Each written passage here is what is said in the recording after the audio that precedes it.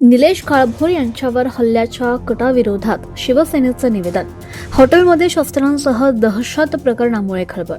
शिवसेना शिरूर हवेली तालुक्याच्या वतीनं पुणे जिल्हा शिवसेना संघटक निलेश दादा काळभोर यांच्यावर प्राणघातक हल्ला करण्याचा नियोजित कट रचणाऱ्या आरोपींना तात्काळ अटक करण्यात यावी, या मागणीचे निवेदन प्रशासनाला देण्यात आलंय.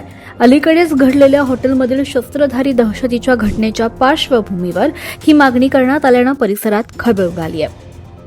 निवेदन देताना हवेली तालुका प्रमुख विपुल शितोळे, उपजिल्हा प्रमुख अनिल काशीद, जिल्हा नियोजन समिती सदस्य अलंकार कांचन, जिल्हा समन्वयक गणेश म्हस्के, शिवसेना नेते योगेश झुरुंगे, उपसरपंच दीपक लोणारी, वैद्यकीय कक्षाचे अभिषेक पवार, विभाग प्रमुख अनिल दशरथ शिंदे, पारस वाल्हेकर, कदमवाक वस्ती शहर प्रमुख सागर कुंदेकर, हेमंत कोळपे, प्रल्हाद शिंदे आदी पदाधिकारी उपस्थित होते. दरम्यान हवेली तालुक्यातील कदमवाक वस्ती येथील माइलस्टोन 09 हॉटेलमध्ये रविवारी 19 एप्रिल रोजी पहाटे 2च्या सुमारास 4 जणांनी पिस्तूल आणि चाकूसह दहशत माजवण्याचा प्रयत्न केल्याची घटना घडली होती. निलेश दादा काळभोर कुठे आहेत असा सवाल करत त्यांनी हॉटेलमध्ये झडती घेतली.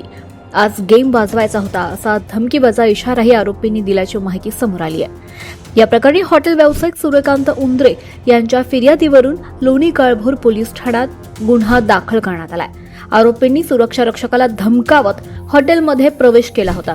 एकाच्या हातात चाकू तर दुसऱ्याच्या हातात पिस्तूल असल्यानं उपस्थितांमध्ये भीतीचं वातावरण निर्माण झालंय. घटनेनंतर तात्काळ पोलिसांना माहिती देण्यात आली असून वरिष्ठ पोलीस निरीक्षक राजेंद्र पन्हाळे यांच्या मार्गदर्शनाखाली तपास सुरू आहे. शिवसेनेच्या पदाधिकाऱ्यांनी या घटनेचा निषेध करत आरोपींना लवकरात लवकर अटक करून कठोर कारवाई करावी अशी मागणी केली आहे. आपल्या परिसरातील ताज्या आणि महत्त्वाच्या बातम्या पाहण्यासाठी आजच महाराष्ट्र एक्सप्रेस न्यूज चॅनलला YouTube वर सबस्क्राईब करा आणि बेल आयकॉन प्रेस करा.